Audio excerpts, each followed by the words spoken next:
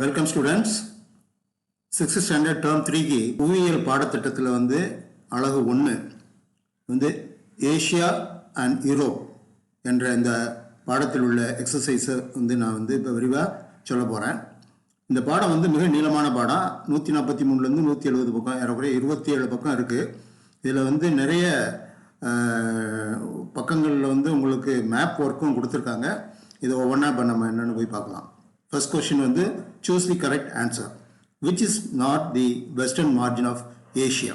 அதாவது ஆசிய கண்டத்தில் எது கீழ்கண்டவற்றில் அதனுடைய மேற்கு எல்லையாக இல்லை என்று கேட்டிருக்கிறார்கள். So Black Sea, Mediterranean Sea, Red Sea and D Arabian C.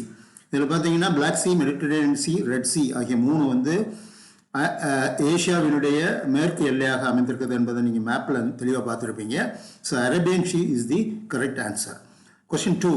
The intermontane plateau is found between Elbrus and Zagros. அதாவது எல்ப்ரூஸ் அண்ட் ஜாக்ரோஸ் என்ற மலைத்தொடரின் இடையே அமைந்துள்ள மலைகளுக்கு இடைப்பட்ட பீடபூமி எது என்று கேள்வி கேட்டிருக்காங்க. A Tibet, B Iran, C Deccan and D Yunnan. So இதில் ஈரான் என்பது சரியான விடை என்று நம்ம பார்க்குறோம். Question 3. Equatorial climate. 1. Uniform throughout the year. 2. The average or mean rainfall is 200 millimeter. 3. The average temperature is 10 degrees centigrade. 4. Of the statements given above, which is the correct statement என்று choice கொடுத்துருக்காங்க. இதில் choice A 1 alone is correct, 2 and 3 are correct, C 1 and 3 are correct and D 1 and 2 are correct.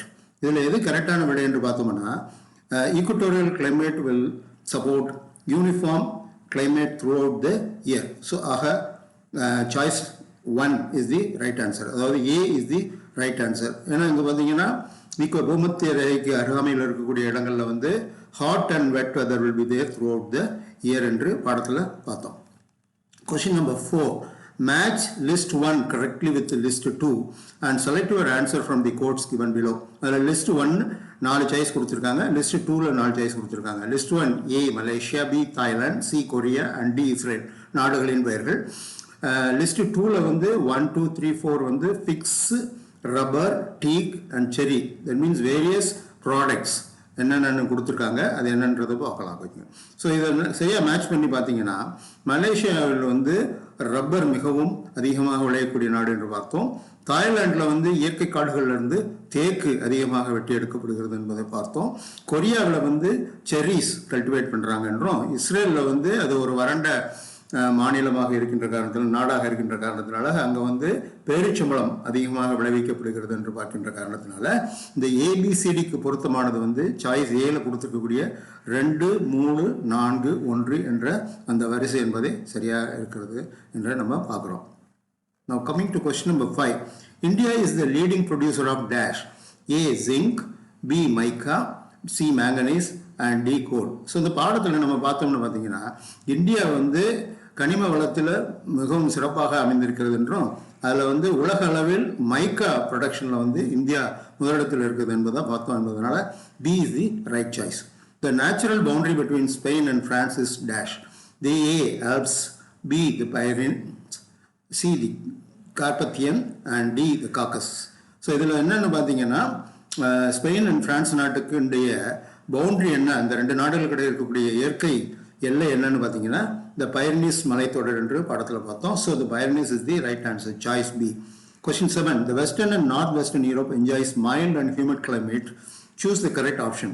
A. These regions are found near the equator. B. It is influenced by the North Atlantic drift.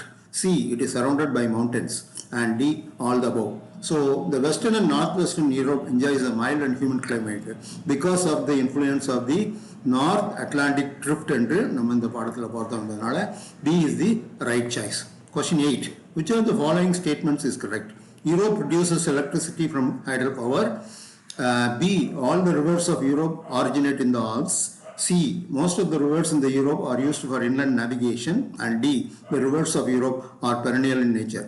இதில் கொடுத்துருக்க choices அதில் ஒன்று மட்டும் பொருத்தமாக இல்லை. காரணம் என்னன்னு பார்த்தீங்கன்னா யூரோப்பில் ஓடக்கூடிய அனைத்து நதிகளும் ஆல்ப்ஸ் மலைத்தொடரில் அதிகமான எண்ணிக்கையில் நதிகள் வந்து ஆல்ப்ஸ் மலைத்தொடரில் உற்பத்தியாகிறது என்று பார்த்தோமானாலும் பிற இடங்களில் அந்த ஆறுகள் உற்பத்தியாகின்ற என்ற காரணத்தினால B is the right answer. அதாவது all the rivers of Europe originate இந்த ஆல்ப்ஸ் என்பது சரியான ஸ்டேட்மெண்ட் இல்லை என்பதை நம்ம பார்க்குறோம்.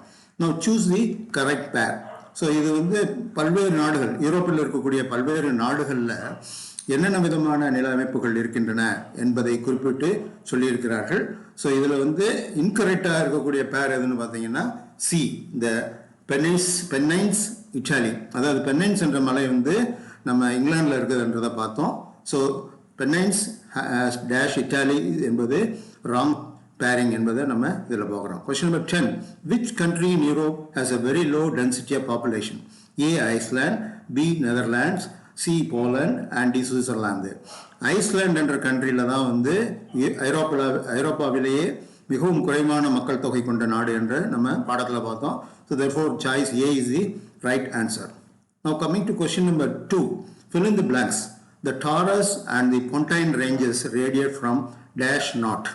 டாரஸ் அண்ட் பொன்டைன் மலைத்தொடர்கள் வந்து ஆர்மேனியன் முடிச்சி என்ற இடத்திலிருந்து உருவாகிறது என்ற நம்ம இந்த பாடத்தில் மேப்பில் தெளிவாக பார்த்தோம். 2. The wettest place in the world is dash. The wettest place in the world is மோசின்ராம் என்று மேகாலயாவில் இருக்கக்கூடிய ஒரு இடத்தில் தான் உலக அளவில் அதிகமாக மழை பெறக்கூடிய இடம் என்று நம்ம பார்த்துருக்கோம். Question 3. Iran is the largest producer of dash in the world. உலக அளவிலேயே அதிகமாக பேரிச்சம்பழம் உற்பத்தி ஆகக்கூடிய நாடு வந்து ஈரான் என்பதை நம்ம பாடத்தில் பார்த்தோம். So dates is the answer.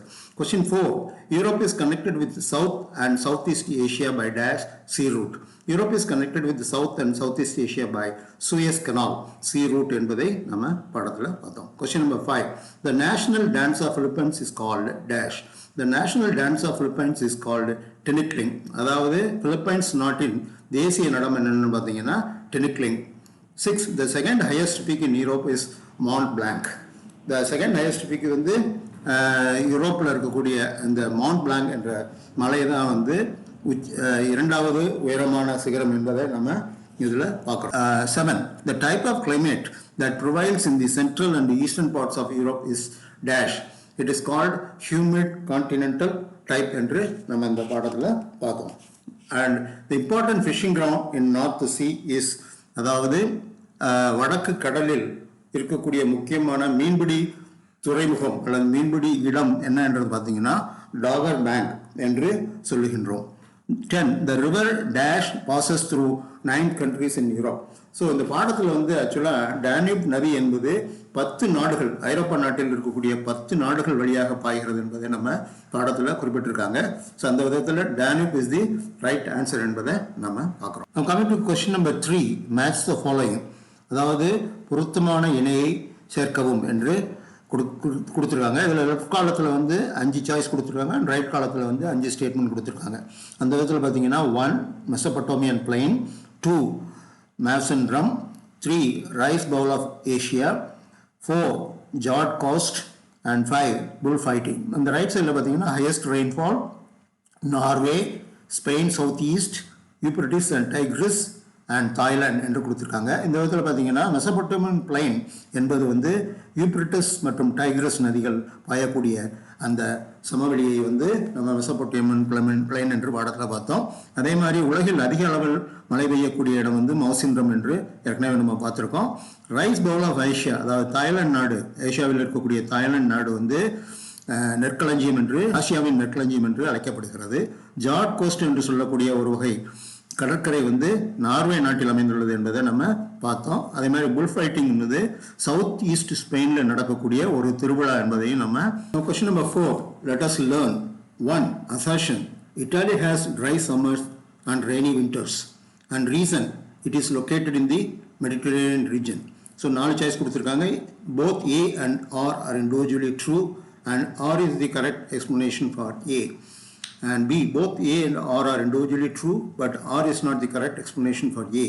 C, A is true, but R is false. And D, A is false, but R is true. இதில் பார்த்தீங்கன்னா சரியான விடை both A and R are individually true and R is the correct explanation for A. அதாவது இதில் கொடுத்துருக்கூடிய இத்தாலியில் வந்து அதிகமான summer டெம்பரேச்சரும் குளிர்காலத்தில் வந்து மழை அதிகமாகவும் கிடைக்குதுன்றதை சொல்கிறாங்க. இதற்கு காரணம் வந்து இது மெடிட்டரேனியன் ரீஜன் அல்லது மத்திய கடல் பகுதியில் அமைந்திருக்கின்ற காரணம் என்று சொல்கிறார்கள். இது ரெண்டும் சரியான விடை என்பதை நம்ம வந்து பாடத்தில் பார்த்தோம். ஆக A is the right choice. Now coming to the map reading, places marked as 1, 2, 3 and 4 in the given map are noted for the following plains. So இந்த படத்தில் வந்து பார்த்தீங்கன்னா 1, 2, 3, 4 என்று 4 சமவெளிகளை குறிப்பிட்டுள்ளார்கள். அந்த 4 சமவெளிகள் வந்து A Indo Gangetic plain, B Manchurian plain, C Mesopotamian plain and D great plains of China என்று கொடுத்திருக்கிறார்கள். இதை சரியாக நம்ம பொருத்தி பார்க்கணும்னு பார்த்தீங்கன்னா பிளெயின், அதாவது பியில் கொடுத்துருக்க அந்த மஞ்சூரியன் பிளெயின், பி சாய்ஸாக கொடுத்துருக்க மஞ்சூரியன் பிளெயின் தான் 1 என்றும், இண்டோ கேஞ்சட்டிக் பிளெயின் அதாவது இந்தியாவில் அமைந்திருக்கக்கூடிய அந்த சாய்ஸ் ஏல கொடுத்துருக்கிறது வந்து இண்டோ கேஞ்சட்டிக் பிளெயின், அது வந்து 2 அண்ட் 3 இஸ் மெசபட்டோமியன் பிளெயின், எங்கே வந்து யூப்ரட்டிஸ் அண்ட் டைக்ரஸ் நதி வந்து பாயுதோ அது வந்து மெசபட்டோமியன் பிளெயின், அண்ட் டி வந்து சாய்ஸ் 4ல் கொடுத்துருக்கிறது வந்து கிரேட் பிளைன்ஸ் ஆஃப் சைனா. அந்த விதத்தில் பார்த்தீங்கன்னா ஏபிசிடியை நம்ம பொறுத்தனோம்னா சாய்ஸ் பி 2, 1, 3, 4 அந்த ஆர்டரில் வந்து அமைப்பது தான் சரியாக இருக்கும் என்பதனால் choice B is the right answer. Now coming to the next question, again a map reading. In the given map of Asia, the shaded areas indicate the cultivation of dash. Choice வந்து sugarcane, B dates, C rubber and D jute. இது என்ன நாடை குறிக்கிறதுன்னு பார்த்தீங்கன்னா Iran Iraq ஆகிய அமைந்திருக்கின்ற அந்த பகுதியை காட்டுகின்றது. ஸோ இந்த ஈரான் ஈராக் என்பது ஒரு வறண்ட நிலங்களாக இருக்கின்ற காரணத்தினால இங்கே என்ன அதிகமாக விளையுதுன்னு பார்த்தோம்னா பேரிச்சம்பளம் என்பதால் ஆன்சர் வந்து B dates is the correct answer என்பதை நம்ம பார்க்குறோம். Now coming to question 5, answer in brief. கீழ்கண்ட கேள்விகளுக்கு வந்து சுருக்கமாக விடை தரணும்னு சொல்லியிருக்காங்க. 1, name the important intermountain plateaus found in Asia. அதாவது ஏசியா கண்டத்தில் இருக்கக்கூடிய மலைகளுக்கு இடைப்பட்ட அந்த பீடபூமிகள் பற்றி பெயரை சொல்லுங்கன்னு கேட்டிருக்காங்க. The important intermountain plateaus found in Asia are the plateau of Anatolia, which is from Pontine to Taurus, the plateau of Iran, which is from Elburz to Zagros Mount, and 3, the plateau of Tibet, which is from Kunlun to Himalayas. ஆக இந்த 3 மலைகளுக்கு இடைப்பட்ட வந்து ஏசியாவின் முக்கியமான பீடபூமிகள் என்று நம்ம பாடத்தில் பார்த்தோம். Now coming to question 2, write a short note on monsoon climate. The south, southeast and eastern parts of Asia are strongly influenced by monsoon winds. Summer is hot and humid, while winter is cool and dry. The summer monsoon winds bring heavy rainfall to India, Bangladesh, Indochina, Philippines and southern China, which is ranging from 1500 mm to 2500 mm. பருவமழை தட்பவெப்ப நிலை பற்றிய குறிப்பு தருக என்று கேட்டிருக்கிறார்கள். தெற்கு, தென்கிழக்கு மற்றும் கிழக்கு ஆசியாவின் பகுதிகள் பருவமழை காற்றின் பெரும் தாக்கத்திற்குள்ளாகின்றன. அதன் காரணமாக இங்கு கோடை காலம் அதிக வெப்பமாகவும் ஈரப்பதமாகவும், குளிர்காலம் குளிர் நிறைந்ததாகவும் உலர்ந்தும் உள்ளது. கோடை பருவமழை காற்று இந்தியா, வங்காளதேசம் மற்றும் இந்தோ சைனா, பிலிப்பைன்ஸ், தெற்கு சீனா போன்ற நாடுகளில் 1500 முதல் 2500 mm வரை மழை பெற உதவுகிறது. Now coming to question 3, how does geography play a vital role in determining the population of Asia? Asia is the most populated continent in the world. Approximately 6/10 of the world's population lives in Asia. The population density in Asia is 143 persons per kilometer square. The population is unevenly distributed because of various physical features.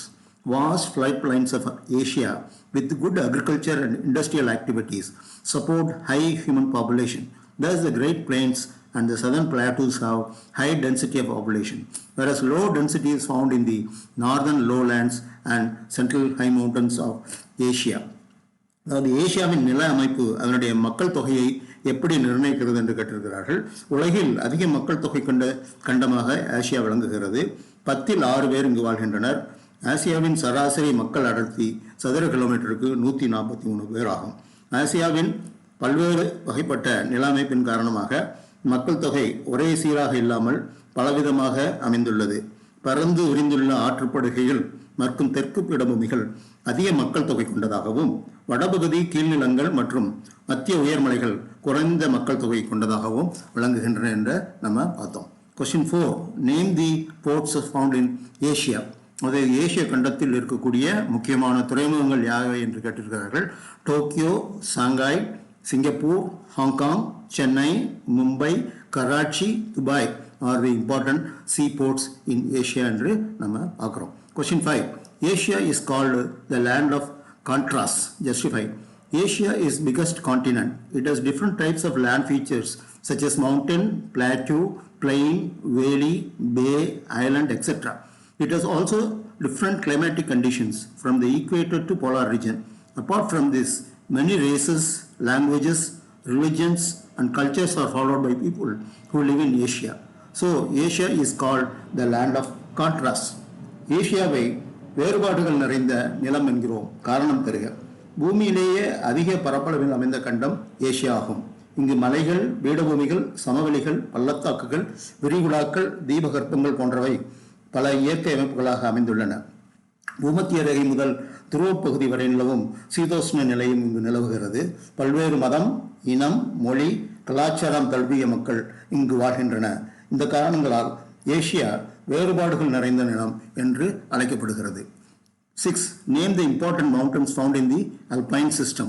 The important mountain ranges in the alpine systems are the Sierra Nevada, the Pyrenees, the Alps, the Apennines, the Diaonic Alps, the Caucasus and the Carpathian. ஆக இந்த மலைகள் alpine சிஸ்டத்தில் இருக்கக்கூடிய முக்கியமான மலைத்தொடர்கள் என்பதை நம்ம இந்த பாடத்தில் பார்க்குறோம். யூரோப் கண்டத்தில் அமைந்திருக்கின்றன. What are the important rivers of Europe? அதாவது ஐரோப்பிய கண்டத்தில் இருக்கக்கூடிய முக்கியமான நதிகள் யாவை என்று கேட்டிருக்கிறார்கள். Volga, Danube, Dnieper, Rhine, Rhone, Po, Thames are the important rivers in Europe. இந்த கொடுக்கப்பட்ட அந்த ஆறுகளில் Volga is the longest river in Europe and Danube is the river that passes through 10 countries of Europe என்று நம்ம பாடத்தில் பார்த்தோம். Question 8. Name a few countries which enjoy the Mediterranean type of climate. Portugal, Italy, Spain, France enjoy the Mediterranean type of climate. அதாவது மத்திய கடல் சார்ந்த வெப்பநிலையை எந்தெந்த நாடுகள் நம்ம காண்கிறோம் என்று பார்த்தோம்னால் போர்ச்சுகல், இத்தாலி, ஸ்பெயின் மற்றும் பிரான்ஸ் என்று கொடுக்கப்பட்டிருக்கிறது. Give a short note on the population of Europe. அதாவது ஐரோப்பிய கண்டத்தின் மக்கள் தொகை பற்றிய ஒரு சிறு குறிப்பு தருக என்று கேட்டிருக்கிறார்கள். Europe is the third most populous continent after Asia and Africa. The population of Europe was 742 million in 2018. The population density in Europe is 34 persons per square kilometer. High population density is often associated with mining, manufacturing and commerce. Example, Monaco, Malta, San Marino and the Netherlands. Population is scantiest in mountain regions, some highlands, arid parts of Spain and the Arctic regions of Russia. Example, Iceland. ஐரோப்பாவின் மக்கள் தொகை பற்றி சிறுகுறிப்பு சொல்லணும்னு பார்த்தீங்கன்னா, உலகில் Asia மற்றும் Africa கண்டத்திற்கு அடுத்து அதிக மக்கள் தொகை கொண்ட கண்டமாக இது விளங்குகிறது. 2018 ஆண்டு கணக்கின்படி இதன் மக்கள் தொகை 742 மில்லியன் ஆகும். இங்கு சராசரி மக்கள் அடர்த்தி சதுர கிலோமீட்டருக்கு 34. தாது சுரங்கப்பணி, உற்பத்தி தொழில் மற்றும் வணிக நடவடிக்கைகள் உள்ள மொனாக்கோ, சான் மரினோ, நெதர்லாந்து போன்ற நாடுகளில் மக்கள் அடர்த்தி அதிகம் உள்ளது. ஸ்பெயினின் சில பகுதிகள், ரஷ்யாவின் ஆர்டிக் பகுதிகள் போன்ற குளிர் பிரதேசங்களில் மக்கள் மிகவும் அரிதாக காணப்படுகின்றனர். Question 10. Name the important festivals celebrated in Europe. அதாவது ஐரோப்பா கண்டத்தில் கொண்டாடப்படும் முக்கியமான திருவிழாக்களை பட்டியலிடுக என்று சொல்லியிருக்கிறார்கள். The Europeans celebrate both religious and holiday festivals. Christmas, Easter, Good Friday, the Saint Day, Redemptor, Tomatina and Carnival are the important festivals of Europe. அதாவது ஐரோப்பியர்கள் மதம் சார்ந்த மற்றும் விடுமுறை திருவிழாக்கள் கொண்டாடுகின்றனர். கிறிஸ்துமஸ், ஈஸ்டர், புனித வெள்ளி, துறவி நாள், டொரண்டோ, டொமாட்டினா மற்றும் களியாட்டம் போன்ற திருவிழாக்களை அவர்கள் கொண்டாடுகிறார்கள் என்பதை நம்ம இந்த பாடத்தில் பார்த்தோம். Question 6ல் வேறுபடுத்தி காட்டுக அல்லது டிஸ்டிங்விஷ் என்று கேட்டிருக்கிறார்கள். இதில் கேட்கப்பட்ட கேட்களில் ஒன்றுனா பார்க்கலாம் வாங்க. 1. Intermontane plateaus and southern plateaus. Intermontane plateaus such as plateau of Anatolia, the plateau of Iran and the plateau of Tibet are found in the high mountain ranges of Asia. Population and human activities are very low in these plateaus. The southern plateaus that include the Arabian Plateau, the Deccan Plateau and the Shan Plateau and the Yunnan Plateau are relatively lower than the northern plateaus. Human density and their activities are high in the southern plateaus. அதாவது ஏற்பட்ட பீடபூமிகளான Anatolia, Iran, Tibet பீடபூமி ஆகியவை ஏசியாவின் மிக உயர்ந்த மலைப்பகுதிகளில் அமைந்துள்ளன. இங்கு மக்கள் தொகை மற்றும் மனித நடவடிக்கைகள் மிக குறைவாக உள்ளது. அதே சமயத்தில் தெற்கு பீடபூமிகள் வடக்கு பீடபூமிகளை காட்டிலும் கீழ்மட்டத்தில் அமைந்துள்ளவை. அரேபியன், தக்கான, ஷான், யுனான் பீடபூமிகள் இவற்றுள் அடங்கும். இங்கு மக்கள் தொகை மற்றும் மனித நடவடிக்கைகள் அதிகமாக காணப்படுகிறது என்பதை நம்ம பார்க்குறோம். Question 2, cold desert and hot desert. அதாவது குளிர் பாலைவனம் மற்றும் வெப்ப பாலைவனம் ஆகியவற்றுக்குள்ளே உண்டான வேறுபாடுகளை கேட்டிருக்காங்க. அதில் cold deserts they have ice and snow on the ground and located in extreme northern and southern latitudes, found in temperate regions. அதுக்கு உதாரணம் கோபி, அட்லமங்கான் டெசர்ட்ஸ் என்பதை நம்ம பார்க்குறோம். ஹாட் டெசர்ட்ஸ்னு பார்த்தீங்கன்னா they are battered by a high sun, they are closer to the equator, found in tropical and subtropical regions, and examples are Arabian and Thar deserts in Asia. அதாவது குளிர் பாலைவனங்கள் தரையில் பனிக்கட்டி மற்றும் பனிபடர்ந்து காணப்படும். பூமியின் வடக்கு தெற்கு ரேகை, அதாவது அச்ச கடக ரேகை பகுதிகளில் அமைந்துள்ளன. இவை மிதமான தட்பவெப்பநிலை கொண்டிருக்கும். உதாரணம் கோபி, தக்லமக்கான் பாலைவனம். வெப்ப பாலைவனம் பார்த்தீங்கன்னா அதிக சூரிய வெப்பம் தாக்கும் பகுதியாக இவை அமைந்திருக்கும். இவை பூமத்திய ரேகையை ஒட்டி அமைந்திருக்கின்ற காரணத்தினால வெப்பம் மற்றும் துணை வெப்ப மண்டலத்தில் தட்பவெப்ப நிலையை கொண்டிருக்கும். அரேபிய பாலைவனம், சஹாரா பாலைவனம் போன்றவை இவற்றுக்கு உதாரணங்களாகும் என்று பார்க்கிறோம். Now tundra and taiga. Tundra, it's a type of natural vegetation found in the Arctic and northern Scandinavian highland of Europe. Vegetation here is made up of lichens and mosses, whereas taiga is a type of natural vegetation found to the south of the tundra region in Norway, Sweden, Finland, Germany, Poland and Austria. இங்கு pine, fir, spruce, larch are the important tree varieties of taiga forest. அதாவது டுண்ட்ரா என்பது ஐரோப்பாவின் Arctic மற்றும் வடக்கு Scandinavian உயர்ந்த மலைப்பகுதிகளில் அமைந்துள்ள இயற்கை தாவரங்களை குறிக்கும். தாவர பெரும்பாலும் இந்த லைக்கன்ஸ் மற்றும் பாசிகள் ஆகும். டைகா என்பது டுண்ட்ரா பகுதிகளின் தெற்கே Norway, Sweden, Finland, Germany, Poland, Australia நாடுகளில் அமைந்துள்ள இயற்கை தாவர அமைப்பாகும். இங்கு ஃபைன், ஃபர், ஸ்ப்ரூஸ், லார்ச் ஆகிய மர வகைகள் பெரும்பாலும் அமைந்துள்ளன என்பதை பார்க்குறோம். Question 4, the North-Western Highlands and Alpine Mountain Range. North-Western Highland. The North-Western region of Europe includes mountain and plateaus of Norway, Sweden, Finland, Scotland and Iceland. This region has the most beautiful Jard Coast, which is a narrow and deep sea inlet between steep cliffs created by glaciations. This region has a lot of lakes, which serve as reservoirs for producing hydroelectricity. The Alpine Mountain Range. The Alpine mountain system consists of a chain of young-fold mountains found in the southern part of Europe. The most important mountain ranges are Sierra Nevada, the Pyrenees, the Alps, the Apennines, the Dinaric Alps, the Caucasus, and Carpathian. The highest peaks of Europe are located in this range. There are several active volcanoes found in the Alpine mountain system. Earthquakes are common in this region. So ஆக வடமேற்கு உயர்நிலப்பரப்பு மற்றும் alpine மலைத்தொடர்களுடைய வேறுபாடுகளை கேட்டிருக்கிறார்கள். அதை நான் உங்களுக்கு விளக்கமாக கொடுத்துருக்கேன், அதை பார்த்துக்கிங்க. Now coming to question 7, give reasons. Asia is the leading producer of rice. The river valleys in the south, southeast and east Asia have rich alluvial soil which is suitable for agriculture. Monsoon Asia is suitable for rice cultivation because of the abundant rainfall, fertile plains and availability of labor. China and India are the leading producers of rice in the world. Other important rice producing countries are Myanmar, Japan, Bangladesh and Thailand.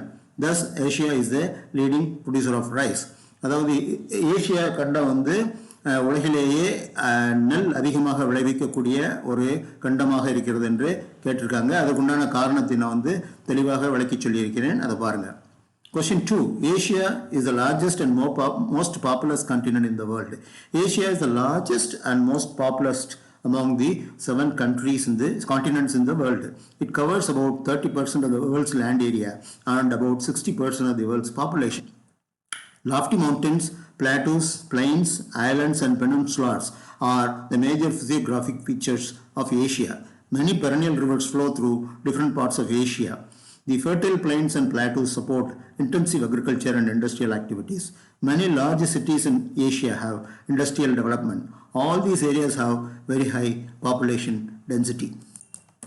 அதாவது உலகிலேயே ஏசிய கண்டம் தான் வந்து மிகப்பெரிய கண்டம், மிகவும் அதிக மக்கள் தொகை கண்டம் என்று கொடுத்திருக்கிறார்கள். அதற்குண்டான ஒரு சிறிய விளக்க குறிப்பு இந்த பாடத்தில் நம்ம வந்து கொடுத்துருக்கிறதன் அடிப்படையில் தயார் பண்ணி கொடுத்துருக்கேன். அதில் பார்த்தீங்கன்னா உலகில் 30% லேண்ட் ஏரியாவை வந்து ஏசியா கண்டம் கொண்டு இருக்கிறது. அதே சமயத்தில் மக்கள் தொகை வந்து உலகில் இருக்கக்கூடிய மக்கள் தொகையில் 60% இங்கு கொண்டு இருக்கின்றது. இங்கு பல்வேறு விதமான நில அமைப்புகள் இருக்கின்ற காரணத்தினால பலவிதமான நில பயன்பாடுகள் இங்கு இருக்கின்றன. மிக அதிக அளவில் ஆறுகள் வந்து குறுக்கே பாய்கின்ற காரணத்தினால பல ஆறுகள் இங்கு ஓடிக்கொண்டிருந்தனால வளமை பெற்ற சமவெளி பகுதிகள் இங்கு அதிகமாக இருக்கின்றது. மேலும் கனிம வளம் அதிகமாக இருக்கின்ற காரணத்தினாலேயும் இண்டஸ்ட்ரியல் ஆக்டிவிட்டி அதிகமாக இருக்கிறது. இதன் காரணமாக இங்கு வந்து மக்கள் தொகை அதிகமாக இருக்கிறது என்பதை நம்ம பார்க்குறோம். Question number 3. Europe is called a giant peninsula. Europe is found in the northern hemisphere. The continent is surrounded by the Arctic Ocean in the north, the Black Sea and Mediterranean Sea in the south, the Atlantic Ocean in the west, and Ural Mountains in the east. As Europe is surrounded on three sides by ocean or sea and on one side by the land, it is called a giant peninsula. So, ஐரோப்பா கண்டத்தை நாமையே வந்து ஒரு பெரிய தீபகற்பம் என்று அழைக்கிறோம் என்று கேட்டிருக்கிறாங்க. அதுபடி பார்த்தோம்னா இந்த ஐரோப்பா கண்டத்தின் 3 பகுதிகள் வந்து கடலால் சூழப்பட்டிருக்கிறது.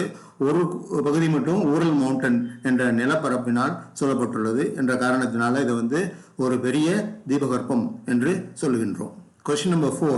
Although Western Europe is located in the high latitudes, it has a moderate climate.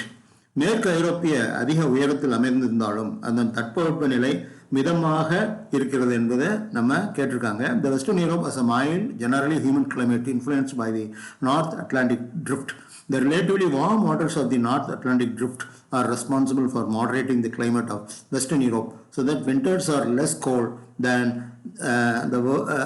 otherwise be expected at its latitude. என்ற காரணத்தினால வந்து இந்த நார்த் அட்லாண்டிக் ட்ரிப் தான் இங்கு ஒரு சமமாகவும் மிதமாகவும் இருப்பதற்கு காரணம் வந்து இந்த நார்த் அட்லாண்டிக் ட்ரிப் என்பதை நம்ம இந்த பாடத்தில் பார்த்தோம். Coming to question number 8, answer in a paragraph. 1. Give an account of the drainage system in Asia. ஆசிய கண்டத்தின் வடிகால் அமைப்பினை விளக்கவும் என்று கேட்டிருக்காங்க. The rivers of Asia originate mostly from the central highlands. The Ob, Yenisei and the Lena are the major rivers that flow towards the north and drain into the Arctic Ocean. These rivers remain frozen during the winter. On the other hand, South Asia has many perennial rivers like Brahmaputra, Indus, Ganges, Airavati, which originate from the snow-covered high mountains which do not freeze during the winter. The Euphrates and Tigris flow in West Asia. The Amur, the Huanghe, Yangtze and Mahang rivers flow in the south and southeastern parts of Asia. Yangtze is the longest river in Asia. ஆக ஆசிய கண்டத்தில் ஓடக்கூடிய பல்வேறு ஆறுகள், ஒவ்வொரு பகுதியில் ஓடக்கூடிய இந்த ஆறுகளை விளக்கி அந்த முக்கியமான வடிகால் அமைப்பினை விளக்கி கூறியிருக்கிறோம். அதை பார்த்துக்கிங்க. Question number 2. Describe the mineral resources found in Asia. Asia has a variety of mineral deposits. Asia holds an important place in the production of iron, coal, manganese, bauxite, zinc, tungsten, petroleum, tin, etc. 1/3 of the world's oil is produced in Asia.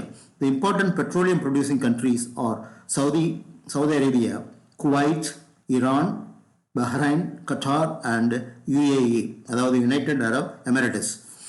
Asia has the largest deposits of iron ore and coal in the world. China and India are the important producers of iron ore and coal in Asia. India is the largest producer of mica in the world. So, ஏஷியாவினுடைய கனிம வளத்தை பற்றி விளக்கி கூறுமாறு இந்த கேள்வியில் கேட்டிருக்காங்க. அந்த விதத்தில் பார்த்தீங்கன்னா ஏஷியாவில் பல்வேறு கனிம வளங்கள் உள்ளன. உலகில் அதிக அளவில் இரும்பு, மேங்கனீஸ், பாக்சைட், துத்தநாகம், டங்ஸ்டன், பெட்ரோலியம், தகரம் ஆகியவை உற்பத்தி செய்யும் கண்டமாக இது உள்ளது. உலகில் 1/3 பெட்ரோலிய பொருட்கள் ஏசியா, சவுதி அரேபியா, ஐக்கிய அரபு அமீரகம் ஆகியவை உற்பத்தி செய்கின்றன.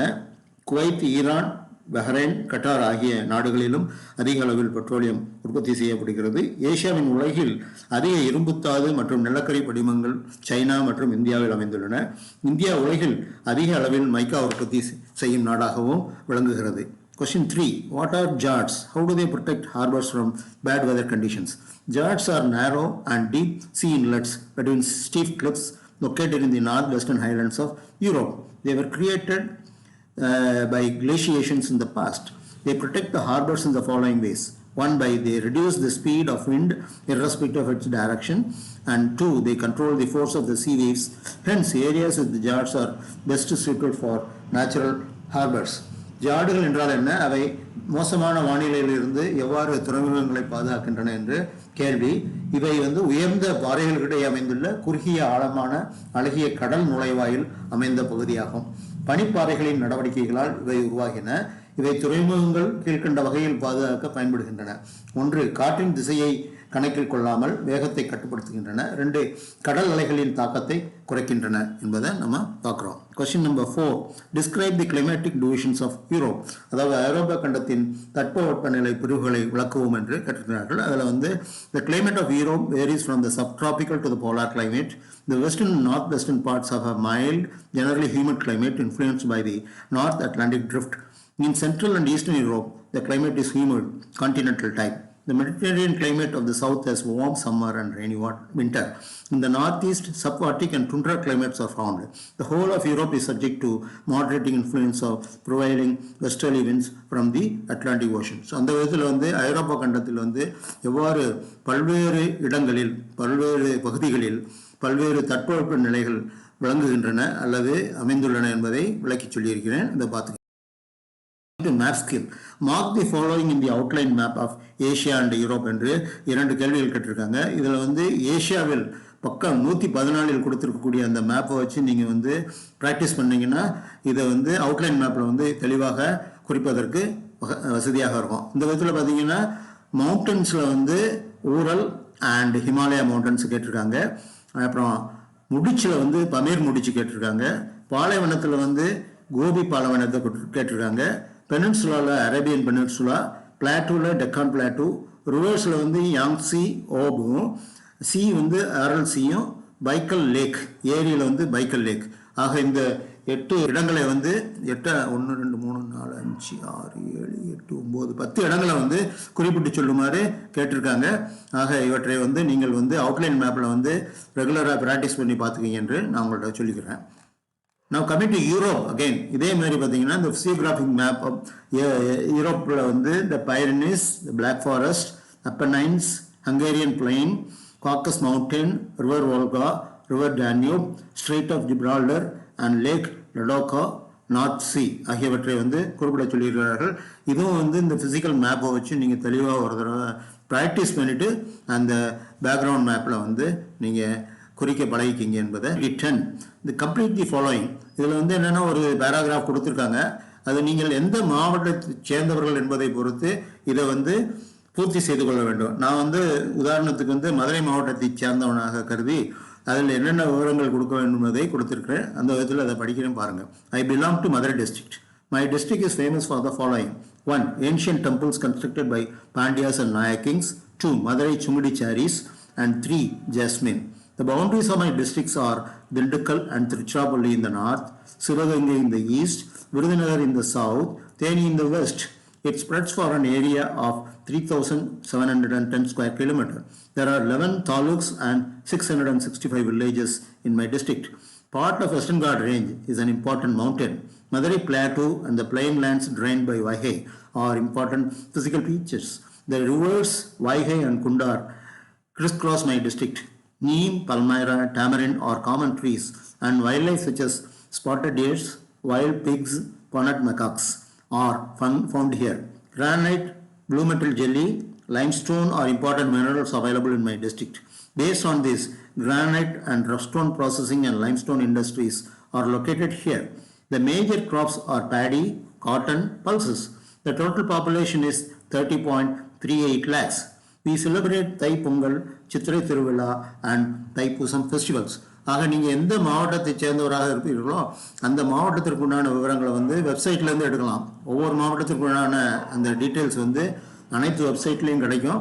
அதை வந்து பார்த்து அதிலிருந்து உங்கள் மாவட்டத்திற்கு உண்டான விவரங்களை சேகரித்து இந்த கேட்கப்பட்ட கேள்விகளுக்கு பூர்த்தி செய்து விடை எழுதி கொள்ளுமாறு நாங்கள் கேட்டுக்கிறேன். Question number 2. If you get a chance to settle in Europe, which country would you choose? List out the reasons as to why. அதாவது நீங்கள் ஐரோப்பா கண்டத்தில் ஏதாவது ஒரு நாட்டில் குடியேற உங்களுக்கு வாய்ப்பு கிடைத்தால் நீங்கள் எந்த நாட்டில் குடியேற விரும்புவீர்கள் என்பதும் அதற்குண்டான காரணத்தை தெரிவிக்குமாறு கேட்டிருக்காங்க. If I get a chance to settle in Europe, I would like to live in England.